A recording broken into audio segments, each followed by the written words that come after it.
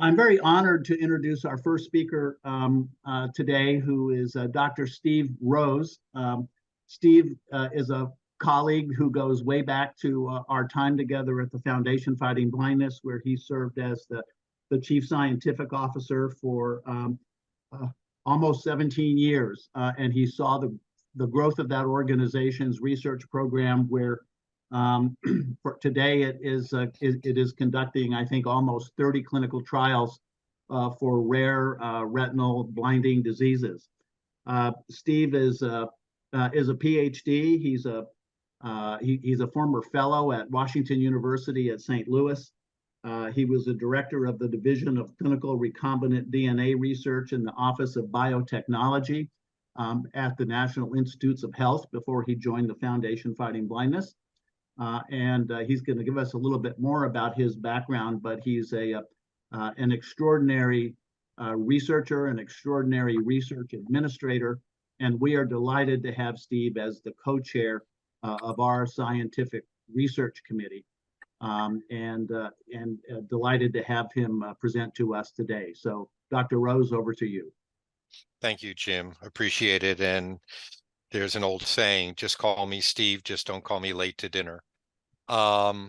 So yes, I was at NIH. Well, I'm a researcher, got my graduate degree at University of Virginia, went on to do a postdoc at WashU in St. Louis, junior faculty at UT Southwestern in Dallas, and then full faculty University of New Mexico before coming back to NIH. I'm an molecular immunologist by training. And when I came back to NIH, I was branch chief of the transplantation immunology branch in the National Institute of Allergy and Infectious Diseases, and oversaw two very large clinical trial networks that were doing solid organ and bone marrow transplantation. And we were working on how to do that without having to take all of these immunosuppressive drugs that were causing side effects. And in fact, there's been some success in that through the Immune Tolerance Network, which at the time was the largest award given by the NIAID in order to have transplantation along with autoimmunity and allergy work without drugs. And there's been some success in kidney transplantation without having to keep on drugs.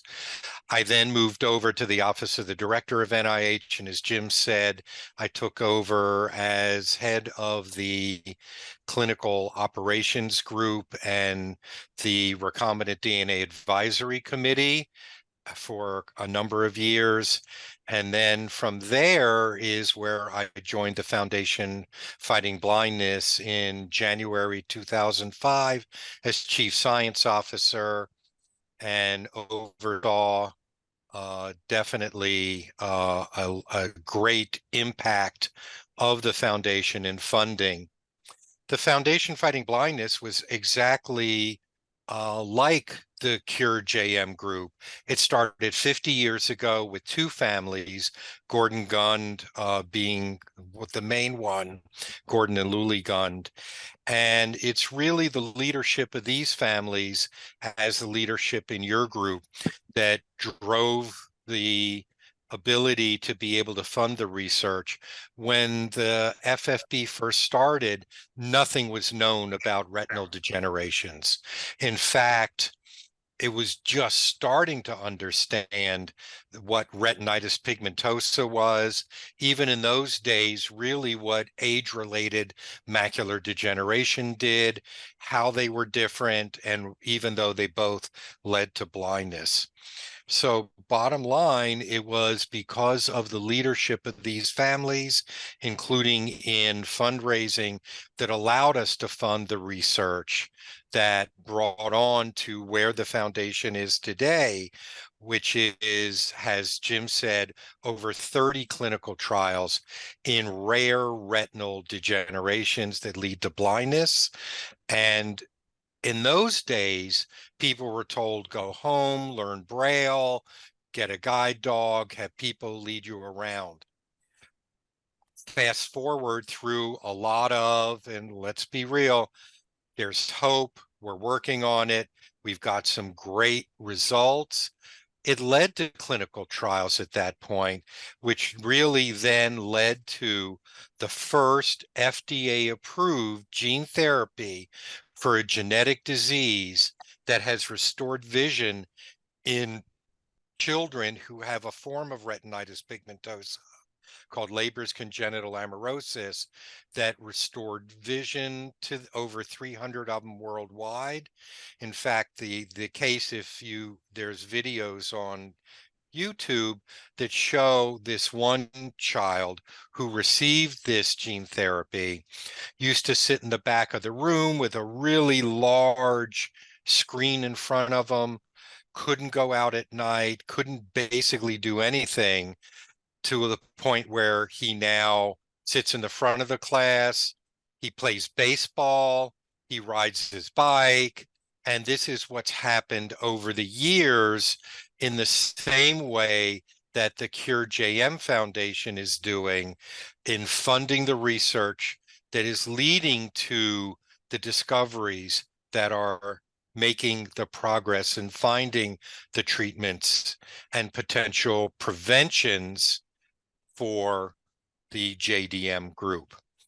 So bottom line, Cure JM, like the Foundation Fighting Blindness, like the Cystic Fibrosis Foundation, which partnered with Vertex to come up with the first drug for cystic fibrosis, Kalydeco, that received FDA approval, that has really stopped cystic fibrosis in its tracks in certain cases. I know that the Cure JM group is working with NIH, the National Center for Advancing Translational Science, NCATS, and in fact will be working with them along with other companies in order to find the treatments for JDM.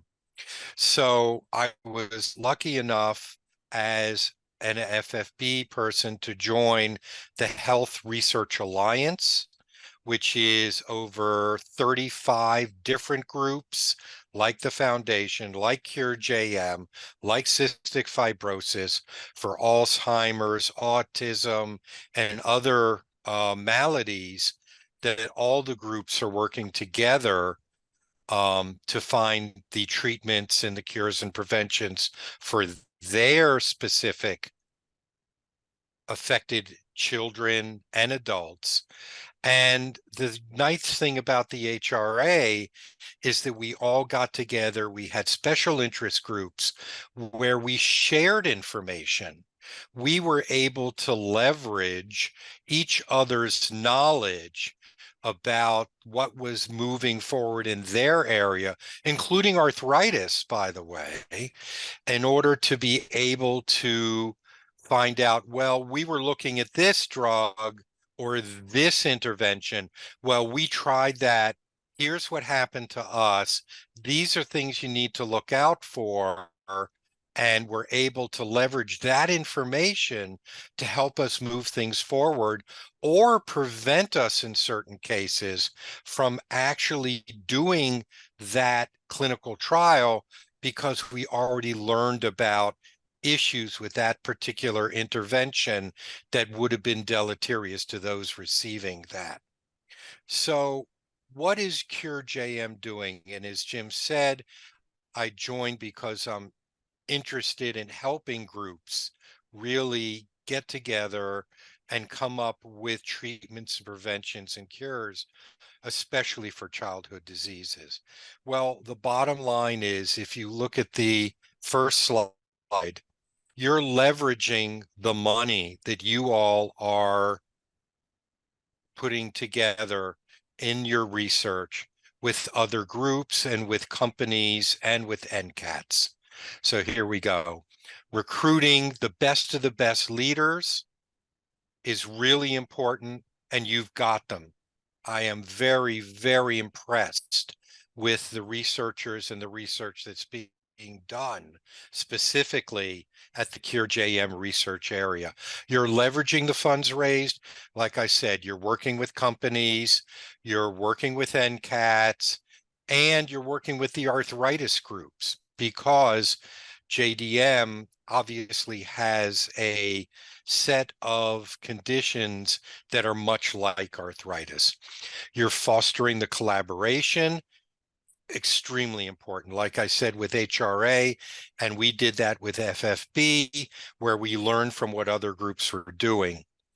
And obviously, the urgent focus on better outcomes for kids today, and children today are doing even better than ever. And as you know, you all are 20 years old. You all are making tremendous progress with respect to that. The next slide is going to show you some of the researchers who are involved with you all. And, you know, for those of you who've ever watched Men in Black, the very first one, the saying is the best of the best of the best. You've got Lisa Ryder, who's acting chief of the Environmental Autoimmunity Group at the National Institute of Environmental Health Sciences at NIH. She's chair of the MAB. You've got Brian Feldman, Hospital for Sick Children in Canada, as your vice chair. And I'm not going to go through all of them. You certainly know them well. A new addition, Andy Mammon, who's at Hopkins and at NIAMS at NIH. You've got really fantastic. And if you look, the really neat thing is, take Lucy Wedderburn as an example in the UK at Great Ormond Street Hospital and University College. Fantastic group who are all working on juvenile myositis and are working together. If I can have the next slide, what you're going to see is what I was talking about, leveraging your research dollars. You are really helping leverage those dollars because the research that you're funding is making a difference in researchers being able to get the data that's necessary to apply to NIH for funding that's at a higher level to take that research to the next step and beyond. And you've got a 30-to-1 leverage. Every dollar gets $30 from NIH when NIH funds one of those research groups. The high throughput robots at NCATS, National Center for Advancing Translational Science, a phenomenal ability to screen drugs very rapidly in high throughput, and really makes a difference. You've got leading children's hospitals as part of your Cure network. Again, bringing not only the researchers, but the clinicians together.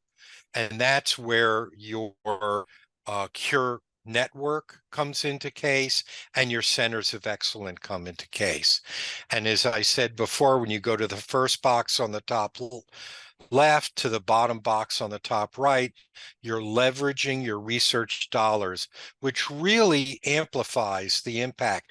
And I can tell you from my time at NIH and my time at the foundation, when I sat in on study sections, the ability to show that there is a private organization backing you and giving you the ability to get that data makes a huge difference when you're going for an NIH grant going forward and working with NCATs. If I can have the next slide. So fostering collaboration. This is where you all are really doing it right from the beginning, in that you're seeing the whole picture of global JM research.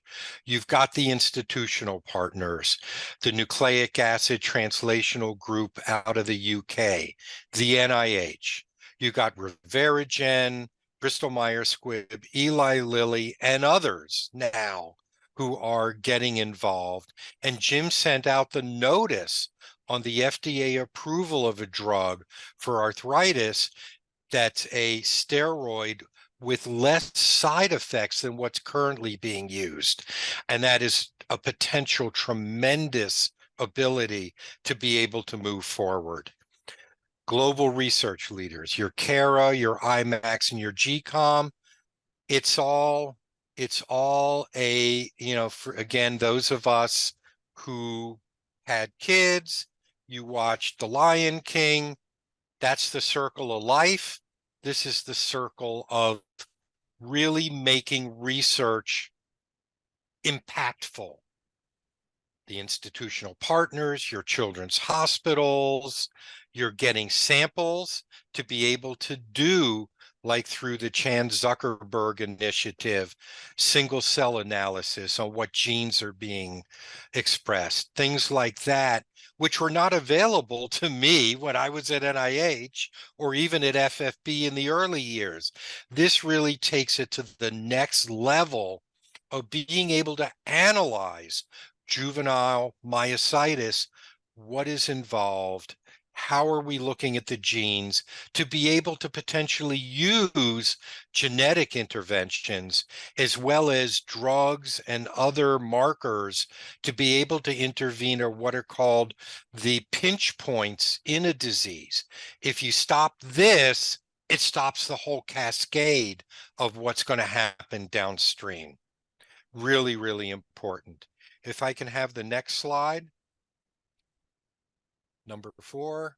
So this is what you all have done already, which is a tremendous increase and a tremendous reduced time to diagnosis by 75%. I'm going to tell you, in the early days of the foundation, I told you RP, retinitis pigmentosa, Usher syndrome, choroideremia, all the others. Nobody had any idea what they were. In the same way, I've heard stories from parents, from others, especially when I attended the Cure JM Family Conference, excuse me, excuse me, about how long it took for your children to get a diagnosis. Well, now with standards of care, standard protocols, and the work being done by the Clinical Care Network and a number of new doctors coming in, you've done a tremendous job. I know 20 years. Oh my gosh, when's it going to happen? When's it going to happen? It's going to happen.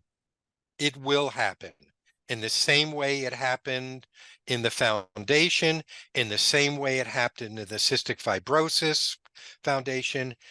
Even, believe it or not, even in the Alzheimer's groups, there are advances being made in diagnostics and some potential interventions. There's some new drugs that are taking, it's not curing, let's be real, but it is lengthening the time if you catch it early enough till their progression.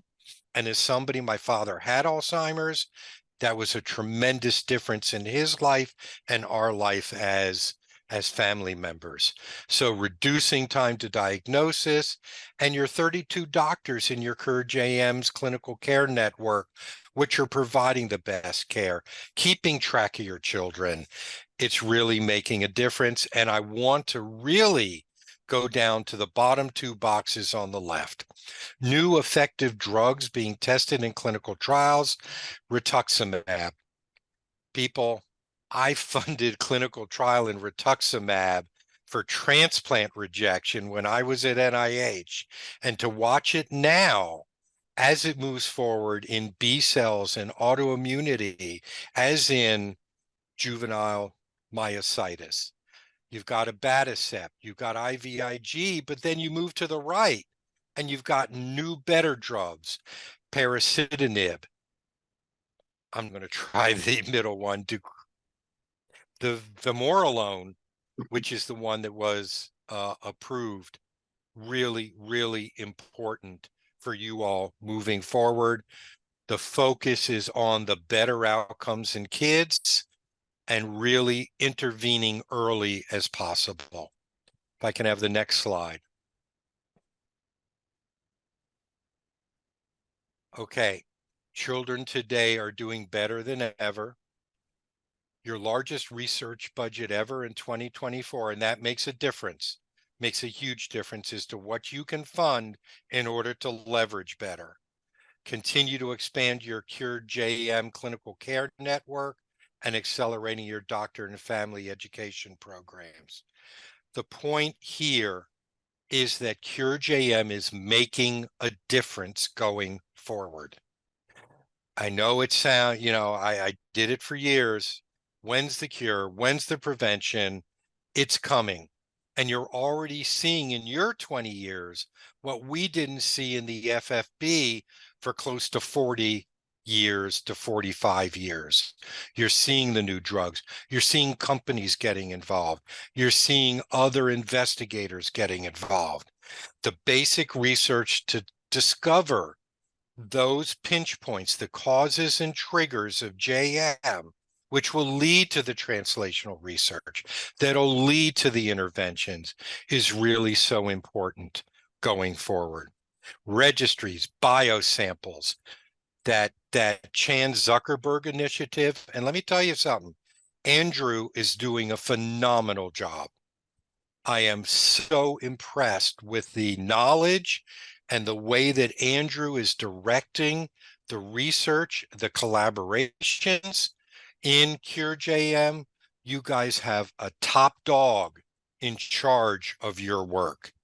Very impressive guy, very impressive knowledge. You've got a true leader in your group. So with that, I think that I'm going to stop. I have a tendency to go long, but I hope you got an idea of how CureJM is making a difference. 80% of your families are within striking distance of your clinical care network centers, and that's huge. With that, I guess it's on to questions. Yes, any questions for Steve? We may have a couple in the chat or you may have a couple, Shannon, that you've already received. Yes, we did receive one, so I can jump in with that one for Dr. Rose. You mentioned a little bit about leveraging the government funding. Do you feel like there's opportunities? This question came from a family that lives in the DC area. Do you feel like there's opportunities where we might be able to leverage more funding moving forward? Or are we in a pretty good position with leveraging the NIH and NCATS? I think certainly the working with NCATS is huge. Okay. And yeah, I know you work with NIAMS. There's always, this is where it gets a bit tricky. So when I was at NIH, I was in charge of the program for transplant immunology. I listened to researchers when they called and said, I'm thinking about this. What do you think? It's the program officer in charge, I like it, NIAMS, who really needs to get involved in being able to help. This is where we are. This is where we are. I think the other thing, to be honest, is, again, I was at NIAID, National Institute of Allergy and Infectious Diseases, but the branch there is called the autoimmunity branch. I think researchers have the potential to call the program officer and the autoimmunity branch at NIAID and have a discussion. Grants are assigned to an institute based on what you write in the specific aims of that grant. So I was an NIH grantee. So I was on both sides of that seesaw, if you will. I learned how to write the grant in order to get it into an area and into a branch that I wanted it to go to. And that's an art. And to be honest, unfortunately, it's an art that our mentors in graduate school a lot of times don't pass on, and they should. But there are those people who sit on study sections. I'm sure every one of your researchers at an institution has somebody there who sits on study section that can help them. Sometimes it takes a little arm twisting because everybody's busy. But the bottom line is having those discussions. And if you can get with the program officer, both in NIAMS and in NIAID in the autoimmunity branch, their names, phone numbers, and emails are part of the NIH directory you can get from the NIH website. That can help. Is it a Wonderful. panacea? No, because it still has to go through study section and then meet the pay line. Sometimes it takes a couple times, but it's worth the effort to do it. That's great. Well, it certainly is so gratifying to see someone of your research stature working so hard for our kids. So we really appreciate it. It's my pleasure and my honor. Any other questions for Steve? We should probably have some time at the end of the program as well. Great. For your slides, Jim, are you able to share them? Yeah, I am. I'll just load them up right here. Great.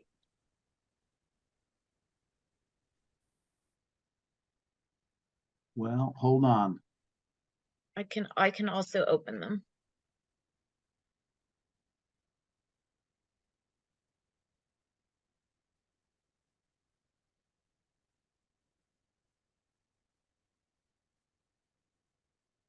I have them open if you'd like me to share. I got them. Okay. Great. Let me just. Can everybody see this? Yes. All right, great. Thanks. Well, thanks everybody. It's great to see everyone. Again, for those of you who are new, I'm Jim Minow. I'm the executive director of the Cure JM Foundation. Now in my 8th year at Cure JM. And I want to thank Steve for that great overview and the perspective that he provided on the work that we are doing and that all of you are making possible. So thank you very much for that. Just very quickly, I think no surprise here. I think you all know what our mission is to find a cure and better treatments for juvenile myositis and to improve the lives of families that are affected by JM. I think that's something I always like to start out with because it's a reminder for all of us about keeping our eye on the ball and staying focused on our mission and the outcomes thereof. Steve was talking a short while ago about the approval of a drug called vamorolone, which I call the anti-steroid steroid. It's a drug that we have been working with the developers of vamorolone for the past 5 or 6 years in developing a potential clinical trial for juvenile myositis. Excuse me. What you see here is a headline that I actually took from Binghamton University, State University of New York at Binghamton, of 2 of our researchers. These are actually the developers of vamorolone, Dr. Eric Hoffman, who's seated, and Dr. Kanaboina Nagaraju, who is standing. Dr. Nagaraju is also a member of our medical advisory board. And the reason I took this is because I think Binghamton, the university, did a really great job in their press release of really talking about the impact of the approval of this particular drug. Essentially, I'll be talking about this a little bit more momentarily, but But essentially, vamorolone is a what's called a dissociative steroid, and by dissociative, what that means is that it is disassociated from the side effects that we typically have seen over the past 20, 30, 40 years with prednisone. Prednisone is the most common treatment, if you will, for juvenile dermatomyositis, because as a steroid, it suppresses, like a hammer almost, instead of a scalpel, the immune system, and it brings along with it a whole host of side effects that I don't need to share with any of you on this call. Vamorolone was 15 years in development. And as I mentioned, we've been working in partnership with Reveragen Bio, who the developer of vamorolone, those Drs. Hoffman and Nagaraju, for the past 5 or 6 years, in sort of bringing juvenile myositis, if you will, in line for a potential clinical trial that we hope could be underway as soon as 2024 or 2025. We are also working very closely with Duke University in the development of a clinical trial synopsis for juvenile myositis. That synopsis is right now pending with the FDA. And once approved and once funded, Duke University and the Duke Clinical Research Institute will step forward as the principal investigators for a vamorolone trial in JM. We've also started some initial discussions with Catalyst Pharma out of Boca Raton, Florida.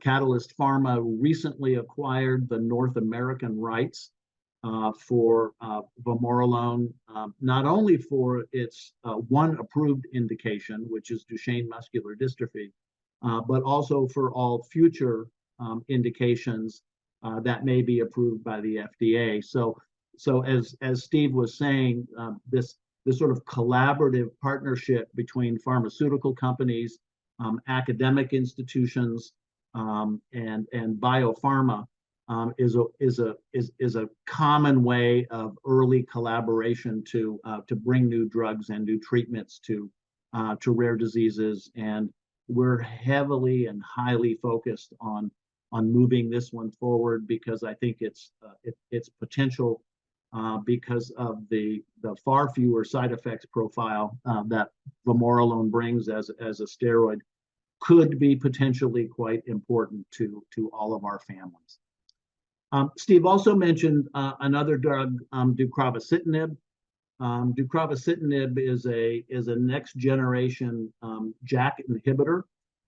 It was identified through our CureJM funded drug discovery program at the National Center for Advancing Translational Sciences at NIH as being perhaps the most effective alternative drug with potential to treat juvenile dermatomyositis.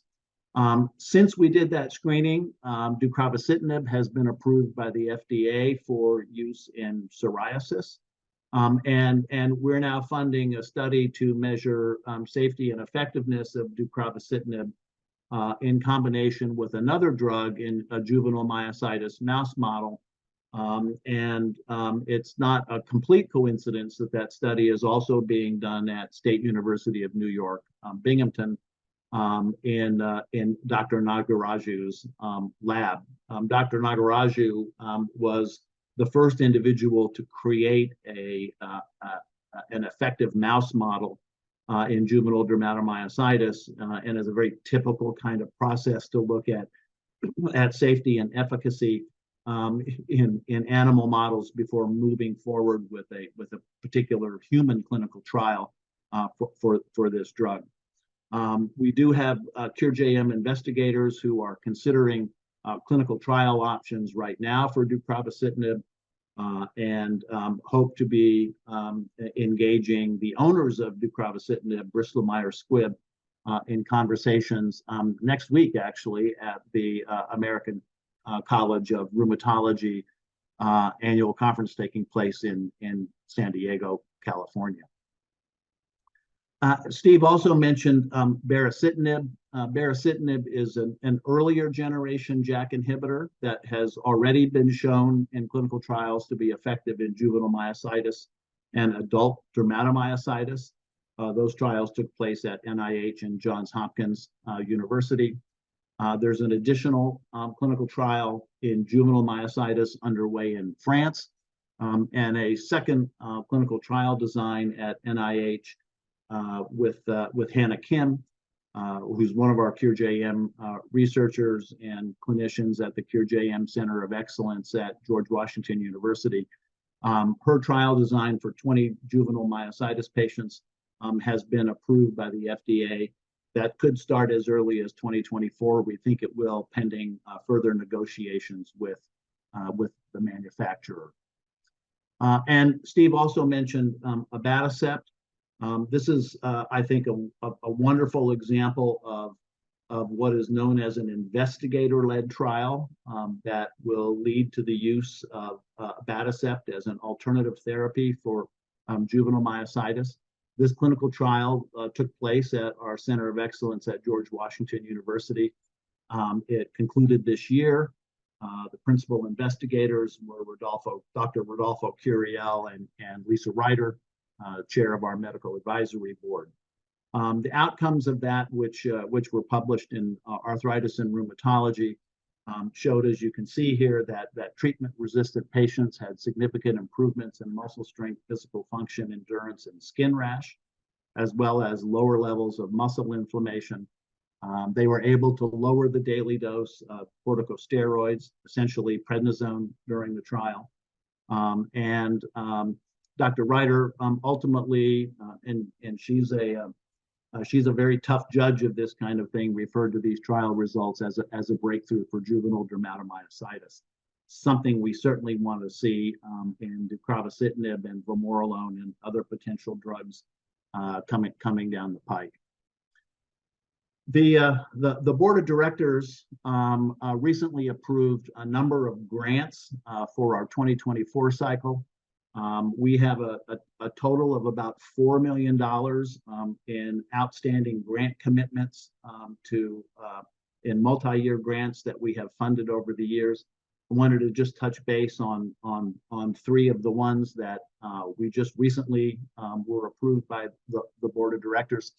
One is it's a long title, so bear with me, please. Connecting nail fold capilloscopy features to the mechanisms of endothelial and macrophage dysregulation.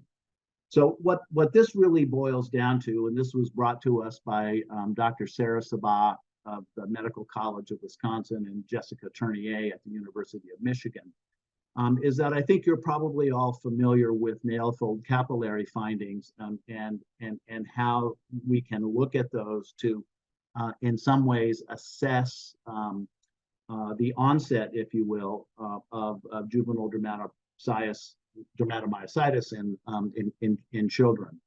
But what they want to accomplish, and several other researchers are looking at this as well, is whether these capillary findings can actually predict and be a proxy for specific types of disease biology.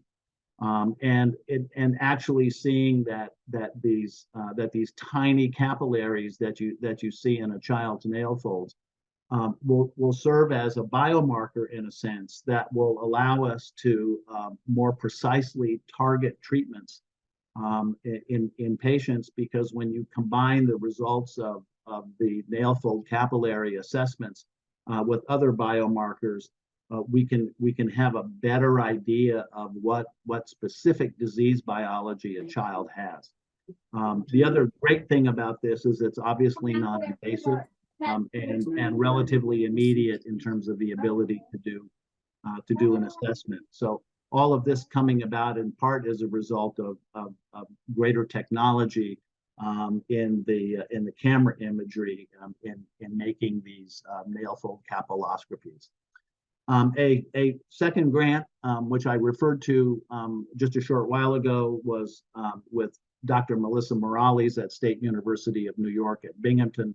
And this is really an animal model to identify an effective dose of the inhibitor deucravacitinib on disease phenotype in a mouse model, to identify the effective dose of an ER stress inhibitor known as 4-PBA in combination with deucravacitinib, and to determine whether this combination therapy is more effective than a single therapy of deucravacitinib alone. This project seeks to show that the combination treatment will in fact be more effective, and we should have an answer to that, hopefully within about 2 years. This is a 2-year project that we're funding, sort of parallel with our efforts for other clinical trial approaches to deucravacitinib. And then finally, as I think you all know, there's increased interest in the importance of wellness and mental health in childhood inflammatory diseases. For us, obviously, that's particularly JM, and we've just funded what I think will be an extremely important project at Hospital for Sick Children in Toronto, to first characterize cognitive and psychiatric function in children with lupus and JM compared to controls. And we'll be recruiting 15 JM patients for this study to really assess levels of depression and anxiety among children with JM and lupus, and again, comparing them to healthy controls. A very important component of this particular project is also to characterize brain inflammation and structure in children with JM, again compared to controls. We know that long-term use of corticosteroids is to combat inflation. To combat inflammation. Also has deleterious effects on brain structure. And what we hope to do through this MRI project is to be able to analyze that with far greater precision than we ever have before, to better understand the impact of corticosteroids on the brain itself, as well as the mental process that can be affected by these and other drugs. And finally, I just want to take a moment. This is one of my absolute most favorite photographs of Cure JM. This was taken some years ago at one of our chapter events in Washington, D.C., with families in the Washington, Maryland, and Virginia area, because I think it captures the absolute importance of families and the relationship that families have, not only with our doctors and physicians, but with JM as an with Cure JM as an organization that tries to bring all of this together in effective collaboration. We cannot do what we do without the hands-on involvement of our families. For those of you who live in areas where we have chapters. For those of you who live in areas where we have walks and other fundraisers who walk and that kind of fundraising, and for families who participate in our most important holiday challenge, which is coming up before us right now. Thank you for that, because if not us, then who? The one thing that, as Steve was saying, all rare disease organizations have in common is that we are rare diseases, and we have to more than ever count on ourselves and on each other to focus on what is most important in the research program and the development of the research program and the development of new drugs, and focus on making sure that every piece of research that's possible, every possible candidate for drug development and drug discovery that might come before us, has a shot at being the solution and the better treatment and the cure that we're all looking for. So I want to thank all of you for your long-standing support and participation in what we do, whatever that is, because without you, we simply cannot accomplish our mission. So I'm so grateful, and we can take any additional questions that you might have now. Thank you. Thank you, Jim. That was wonderful. So we'll go ahead and everyone come off mute. And if you have any questions, pop them into the chat. And I think we all agree with you, Beth. One day we will find a cure. That's absolutely why we're here, and appreciate your support. Everyone's still coming off mute, so we'll give you all just another minute or so. Jim, I did get one question by text. I think maybe they might be at work and unable to talk. Could you refresh us on when you said deucravacitinib was being tested in conjunction with something? I believe you said it was some numbers and letters. Does that mean it's a compound that hasn't yet been assigned a drug status, or could you talk a little bit about that? Yes, I may have to defer to Steve for the science side of this, but it's a compound called 4-PBA, which is 4-phenylbutyric acid. It is a compound that reduces what's called ER stress, and ER stress is something that happens when proteins inside a cell are misfolded or not doing what they're supposed to be doing, and ultimately leads to inflammation, activation of B cells, and that whole autoimmune cascade that ends up causing JM. So the theory here is that deucravacitinib in combination with 4-PBA may be more effective than just deucravacitinib alone. We'll find out the answer to that when this mouse model study is complete. Steve, how did I do on that? You don't need me. Bottom line, just to add a bit to what Jim said, ER, endoplasmic reticulum. So when proteins are made, they go from point A to point B to point C to point D. The last part of it is the endoplasmic reticulum, where they can get modified.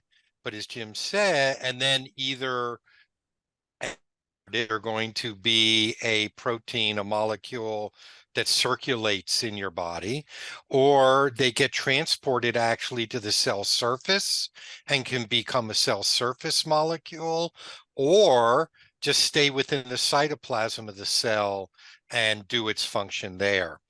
As Jim said, when proteins are misfolded, truncated due to a genetic defect, it causes huge problems within the cell, and as Jim said, it causes stress. The problem is, if you get too much stress in the endoplasmic reticulum, it becomes a self-perpetuating decline in function in the cell. Once it gets beyond the critical point, we called it falling off the cliff, there's no turning back.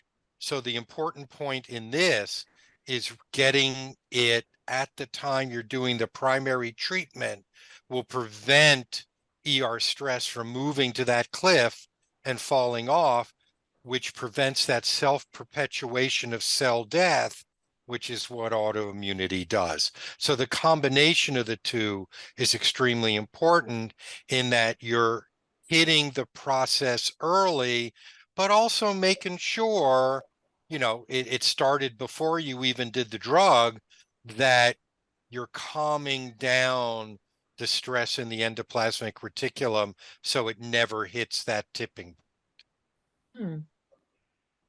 Excellent. And the answer is no, it hasn't been assigned a drug name until it goes through, and then the moguls get together and give it this name that nobody can pronounce. Great. Well, we've still got another couple of minutes, so anyone wants to come off mute, of course, you can send in your questions later and we'll get them over to Dr. Rose for a quick answer. So no pressure to put anyone on the spot, but Eleanor, did you have a question? I noticed that you came off mute. I do not know. Just You're breaking up a tiny bit, hon. We may have to email that one over to you, Dr. Rose. Eleanor's in Wyoming and might be out of cell service. Does anybody else want to jump off mute? Don't be shy. what's going Yeah. on? I'm kind of. Yeah, sorry, Eleanor. I don't think that it's meant to be today, but we will definitely get you an email response as soon if you can send over your question. Yes, So yes. I have a question. My daughter just turned 23 and just had her 13-year anniversary of diagnosis.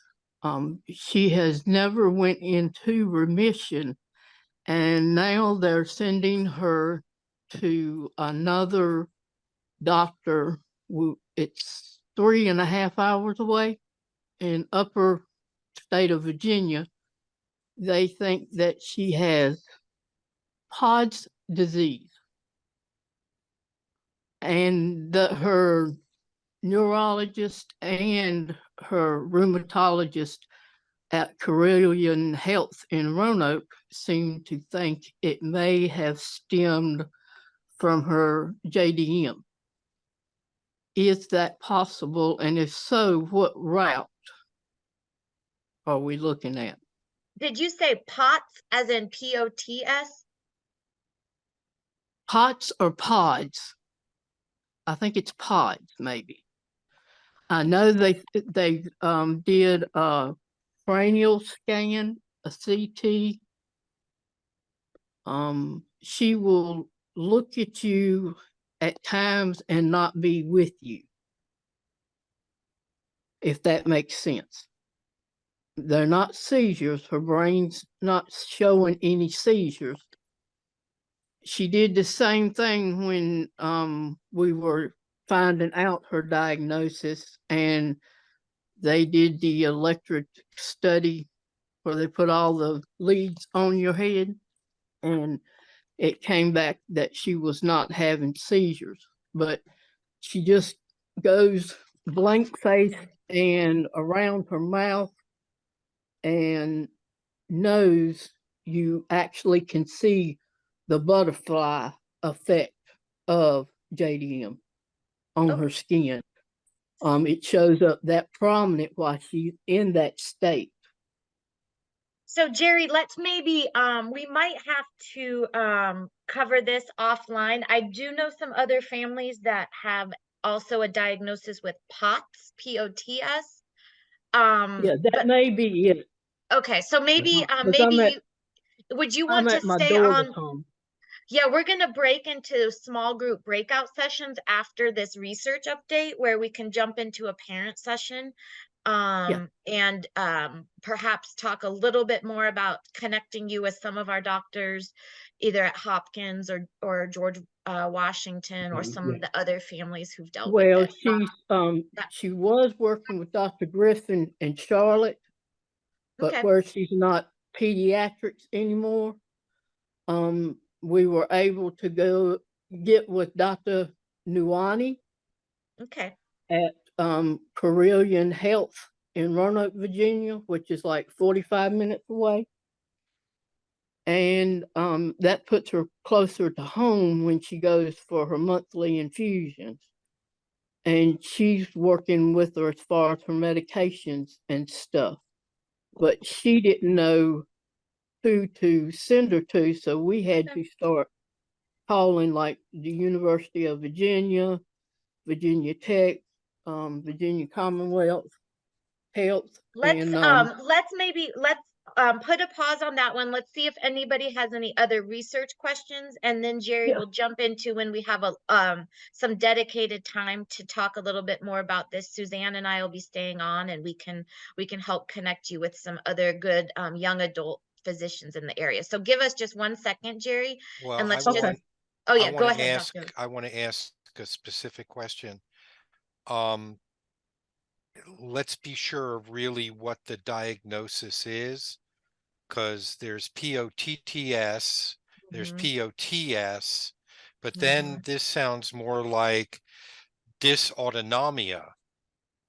So I think it's really important to get exactly what the diagnosis was so that whoever is being gone to can in fact have really what the story is with respect to what Hmm. the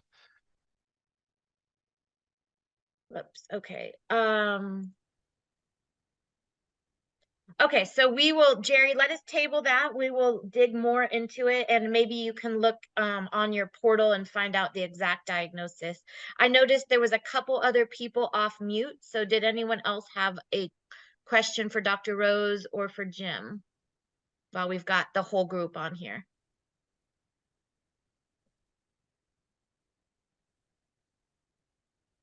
All right, well, with that, we have another call coming up in 2 weeks. We'll do a quick plug on that. That is on Thursday, November 16th. So I will make sure everybody on this call gets that invitation on how to join. And in the meantime, I'll follow up with anyone who's interested in joining. Like we were saying with Dr. Rose, for anybody that was on at the beginning, this is our big fundraiser of the year, Giving Tuesday Holiday Challenge. So anybody who's interested in helping, we would love to have a few more hands on deck to make sure we can fund all of this great work that is progressing so rapidly. So I will reach out to you with those 2 things. And if you have any questions in the meantime, reach out to me or Jim Minnow, james.minnow@curejm.org. And you all know how to reach me. So with that, I think we will let everybody get back to their day.